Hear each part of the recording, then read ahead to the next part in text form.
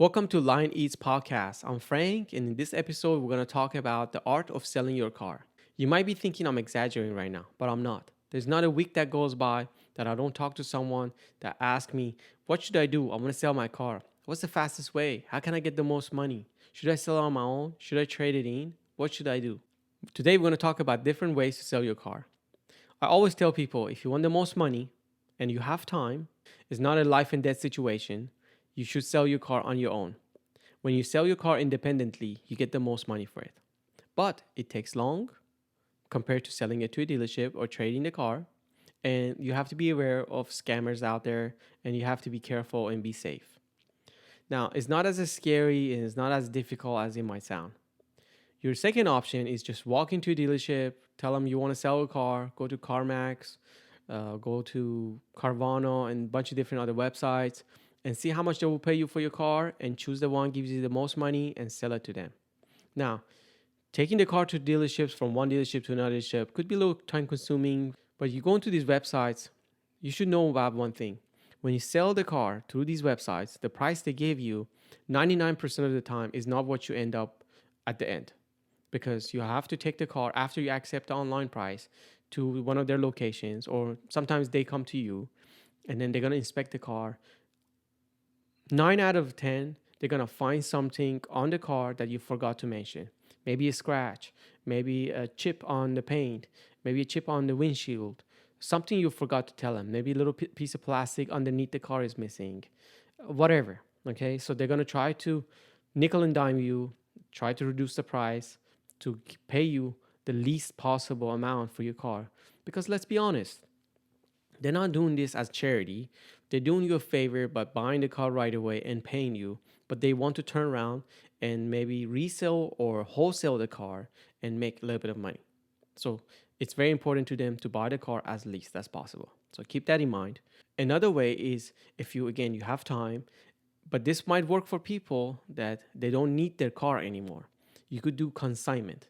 What consignment is and how it works is you take your car to a car dealership. You guys negotiate on a fee. They tell you we're going to take this much if you sell the car. You give them the car. They put your car on their lot. They advertise it. They deal with the customers. They sell it. And at the end, when the car is sold, they pay you the money minus their fee. Now, in most cases, if you can afford leaving the car there, that's a good idea.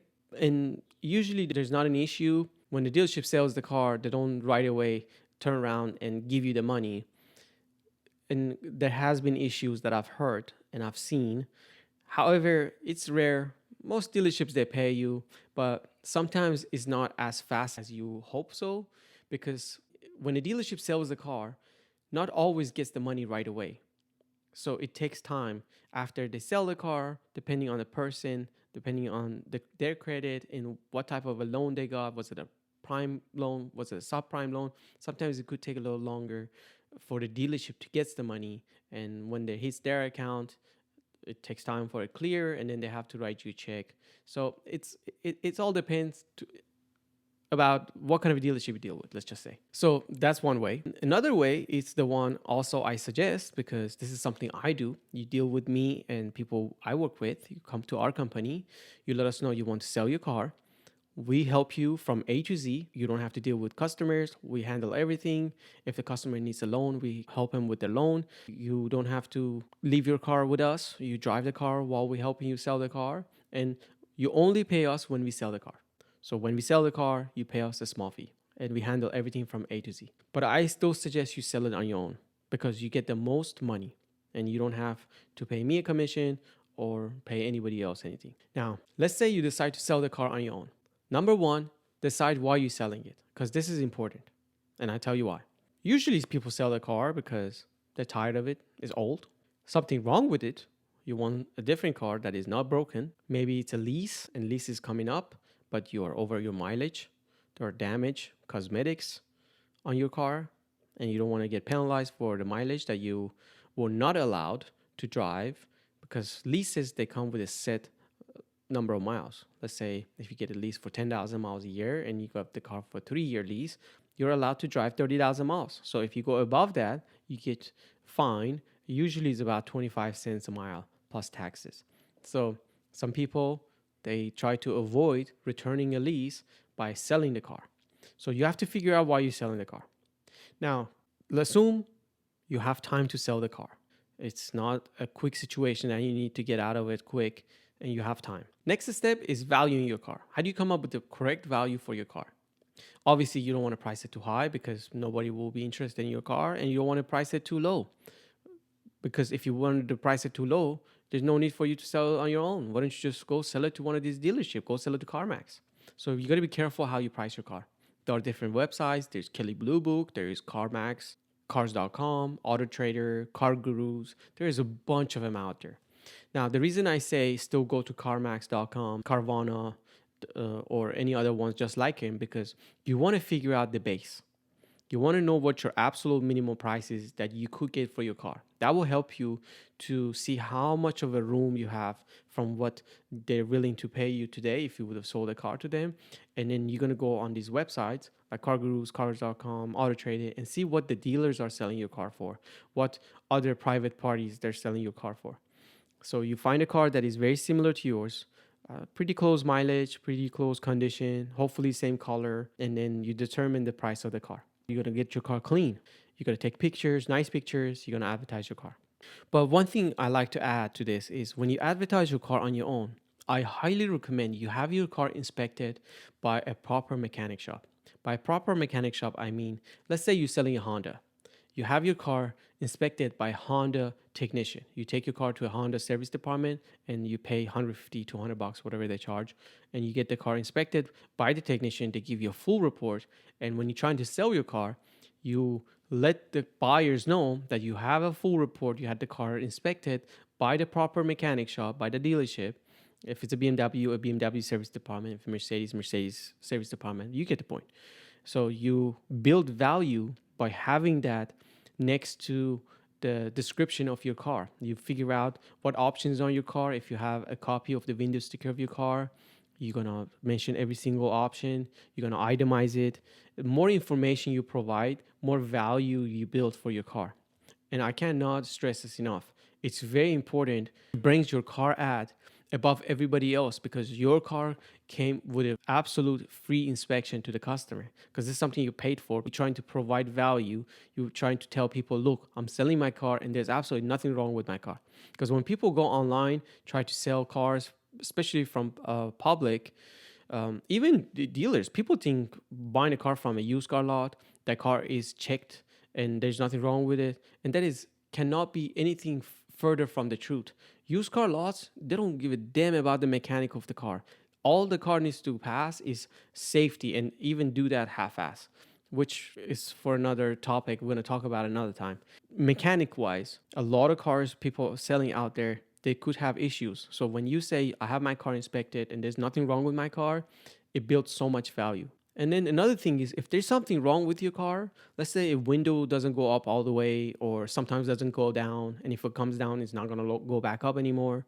Sunroof is not working properly. One of the speakers is out.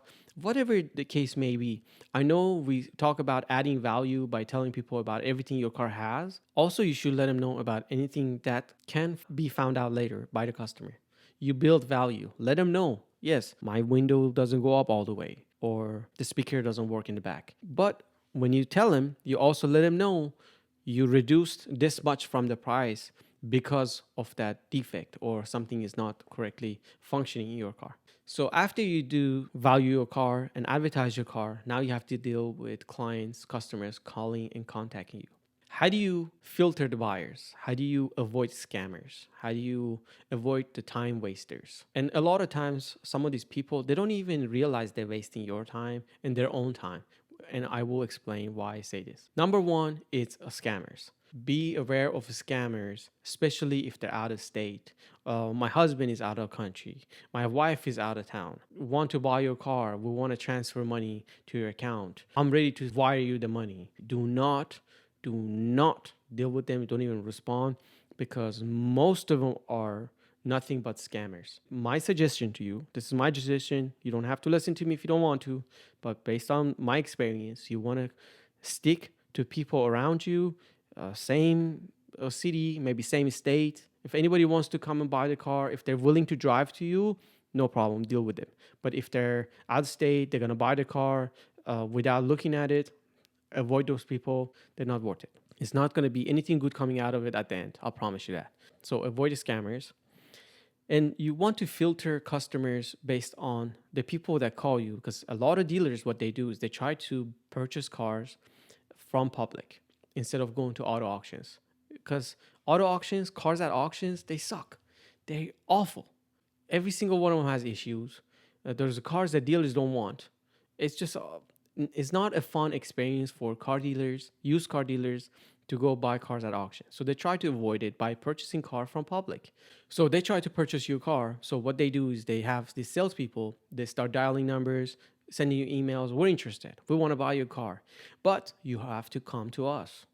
Avoid those people. If anyone tells you, I want to buy your car, but you have to come to me, avoid them at all costs.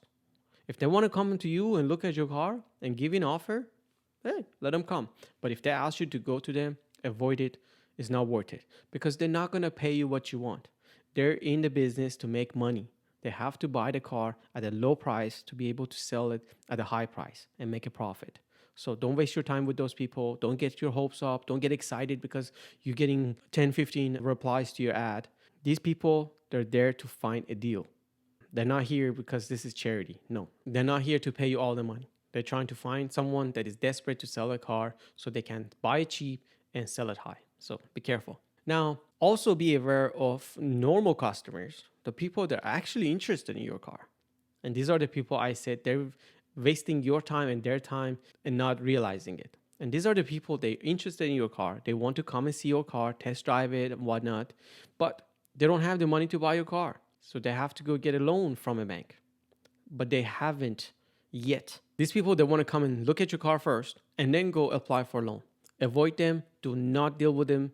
Be respectful. Let them know that you want to sell them a car. But whenever they go to the bank and get a pre-approval, then you're willing to meet with them.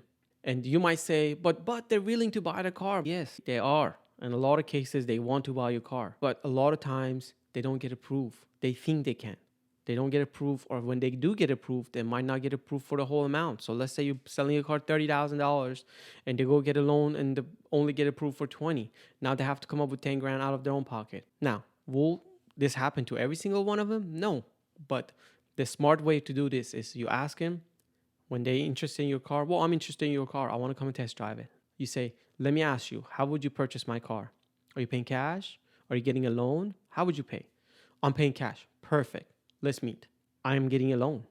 Okay, perfect. Which bank are you getting a loan from? Ask questions. Well, I deal with Bank of America. Have you applied for a loan yet? Have you applied for a pre-approval? No, not yet. I'm still searching for a car. After I find a car, I'll go apply for a loan. Avoid that person. Be respectful. Let them know after you go apply and you have your pre-approval, then let's talk. And if by then, if the car is still available, we can go for a test drive and I would love to sell you the car. Don't waste your time with people who don't have pre-approvals, okay? That's really important. A lot of people get their time wasted. I've seen this so many times. Oh yeah, the person came and looked at my car. I'm just like, oh, then how come they didn't buy it? Well, they're getting a loan. Okay, did you talk to them after that? No, it's been a week. They haven't called me back yet. It happens all the time because that person wanted to buy your car, they didn't get approved for the loan. So keep that in mind. So let's say you found someone that wants to buy your car. They're paying cash or getting a loan, but they already have their bank pre-approval and they're ready to go. Great news. You're on the right track. You're almost finished. So here's different scenarios. Scenario number one, you owe no money on your car. Your car is paid off and you have the title in hand. The customer buying your car paying cash. No loan.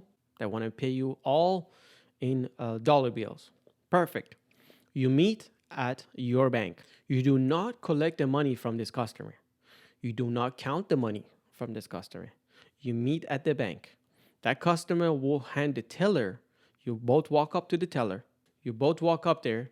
That person hands the money to that person. You don't accept a check. You don't accept, but you can accept a cashier's check, okay? Cashier's check is like a certified check, okay? That a bank will write to your name. Can it still be a scam? Yes. It's not 100% bulletproof. So it can still be a scam. It could be a fake cashier's check. If someone tells you, I want to give you a check, a personal check, do not accept it. Wiring money, it can work. It takes time. It doesn't hit your account right away. If they do it early in the day, sometimes the next day you will have money. But if they do it later in the day, sometimes it takes longer, especially if the weekend, it will take even longer than that, one day, even 2 days. I try to avoid it, okay? Unless they want to wire it and they're not in a rush, they want to wait for the wire to hit your account. In that case, if both of you, you have to kind of take a look at the scenario. Are they trustworthy and you trust them? Then you, in that case, you let the wire hit. You call your bank. They tell you the money is in your account, is cleared, is no going back, nothing like that. Then in that time, you release the car and the title to the new customer. But if there's a check involved, do not accept cashier checks, and money orders are a different story. They're more secure than a personal check, but it's still not bulletproof. It could still be a scam. So I personally will not accept them, but it's up to you. So you go to the bank, the person walk up to a teller. That person, the purchasing the car, will hand the money to the teller so the teller can check to see if this money is fake, if it's real, and then they will count it for you. This is what I suggest to you. After the money is deposited in your bank account, you give them the title and keys. And also, two items that you should pay attention to after you do this. Number one is a form called 262. Some banks have it. DMV definitely has it. You could walk up to your local DMV and get a 262 form. You could also sign, it's called bill of sale. You can handwrite it together with the customer or person buying your car.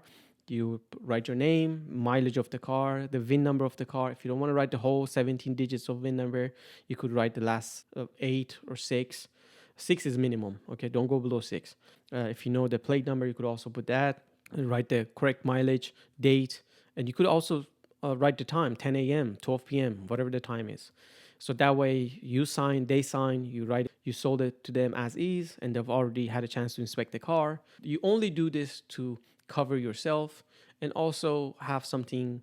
And the person that actually buys the car too, in case something happens down the road, they also have proof and you have a proof. You both make copies or take pictures of it in your phones. So you do a 262 and then you also do a bill of sale.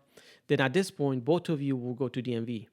You go to DMV and I'll tell you why. One, because you want to do a release of liability. And two, you want to see the person that bought your car pay the taxes and fees to transfer it to their name. Because when the buyer buys the car from you, let's say for $10,000, you go to DMV and DMV says, okay, you bought the car and here's our bill of sale. I sold my car for $10,000 to Mr. Smith. And Mr. Smith now needs to pay the fees and the taxes due based on the city or state where you're selling the car. Each state has different fees. So you go with them to DMV, so you make sure the deal is sealed. There is no issues in the future. God forbid the person bought your car, drives down the road and hits another car or get a parking ticket or whatnot. Everything is done, settled. DMV is also notified. The car is no longer in your name. You could also do a release of liability. The 262 is also part of it, but you could also go to DMV website and do a release of liability. So you do all of that just to make sure everything is done correctly, okay? This is the proper way of doing it.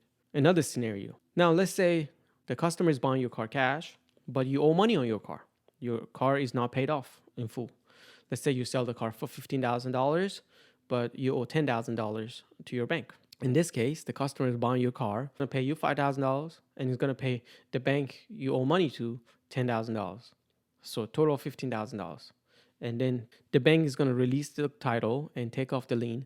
And they're going to, in most cases, in California at least, they usually send the title to the person selling the car. So there has to be a trust between the seller and buyer. So when you receive the title, you give it to the person that bought the car from you.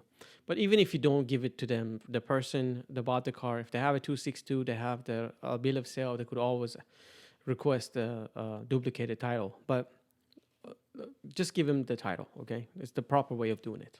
Another scenario is you owe money, but the money you owe is more than what you sell in the car. Let's say you're selling it for $15,000, but you owe $20,000. You will give your bank $5,000, and the customer gives the bank $15,000.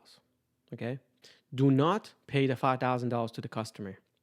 You give $5,000 to your bank, and a customer gives $15,000 to the bank. Okay, do not pay the $5,000 to the customer.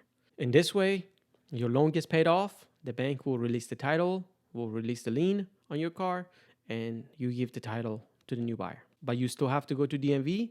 You still have to do 262, release of liability. You need to do all of that after that. Another scenario, you selling the car and your car is paid off, but the customer is getting a loan. Now, in this case, the customer doesn't pay you anything unless the loan they're getting is less than what you're selling it for. Let's say you're selling it for $15,000, the customer gets a loan for $15,000. So in this case, the bank will give you a check for $15,000. Now, in this case, you need to go, in some cases, you need to go with the customer. If the bank has a local branch, to the branch, you need to take the car with you, because sometimes they look around, walk around the car, they do their own inspection, and then they will release the check to you. Both of you will sign documentations at the bank. That person obviously because getting a loan, and you because you're selling a car. And there also will be 262s and different forms to fill and sign. But after it's finished, in this case, you don't have to go to DMV with the customer, because the bank is giving the person a loan. Will handle that part as well. That in most cases will charge the taxes, registration fees or whatnot from the customer. So you don't have to go to DMV. But I still suggest you go to DMV website and do a release of liability, and make sure you keep copies of all the 262 and everything else that you have.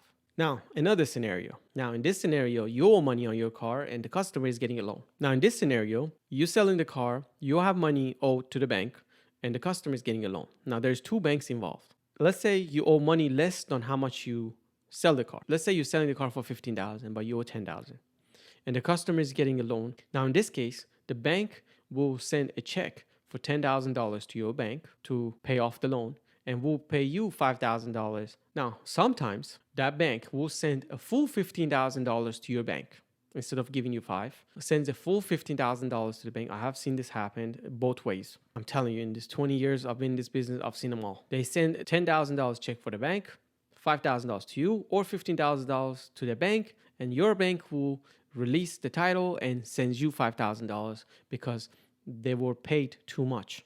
Now, it takes time. It doesn't happen the same day. Just keep that in mind. It takes time. Now, in this case, you don't have to go to DMV with the customer. However, I suggest, again, you go to DMV, do a release of liability, and keep all the documents that you guys have. I still suggest a bill of sale between you two, handwritten by both of you and signed by both of you, regardless of what the scenario is. So as you see, there are different scenarios. There are different ways to consider how to do this. But one of the things I like to suggest to people is, if you're going to sell a car and you owe more money than how much you're selling the car for, go ahead and pay that money to the bank, because you know you're selling the car regardless, especially if the amount is a little, if it's a tiny amount, it's a few $100, 500, $1,000, get it out of the way, just pay it right away. It makes things so much easier down the road. But if you do owe a lot of money, in that case, I understand. If you don't want to do that, because it's a lot of money, if you owe $6, $7, $8, $9, $10,000, $20,000 more than what you owe, obviously you're probably not selling it on your own. In this case, you're probably trading the car in for another car. Or if you are, I understand if you don't want to pay it right away and see how long it's going to take for your car to sell. So going back to all of these different scenarios, the best way to sell a car, again, it's on your own. You get the most money for it. But if you don't want to go through all that, you could always talk to me. Let me and my people sell your car. We don't charge anything up front. You only pay us after we sell your car. You pay us the commission, and obviously the money is being paid to you. So we don't handle that part, so you don't have to worry about us paying you back. And you don't have to give us your car. You keep the car, and your car is in your possession. Or if you don't want to wait, you don't want to go through all of this, you want to sell quick and get the money as fast as you can, you could go take your car to, I suggest take it to at least 3 different dealerships to get the most money and negotiate with them. If you need help with that, again, I'm here. I will help you. If you have any questions about anything we talked about today, I'm here to help out. If you guys want me to talk about any part of the whole car sales, give me ideas for the next episodes as well. If you're still here, depending on where you're listening or watching this episode, I'd like to thank you in advance. Please like, share, and subscribe, and write a comment, write a review. I'd love to hear feedback from you guys if you think anything I said was helpful. And when you guys like and share or comment, social media companies for YouTube, for Spotify, Apple Podcasts, and more people are engaged with this podcast, it will push this podcast in front of other people. I'd like to thank you guys in advance for that, and it means so much to me. Thank you guys, and till the next one.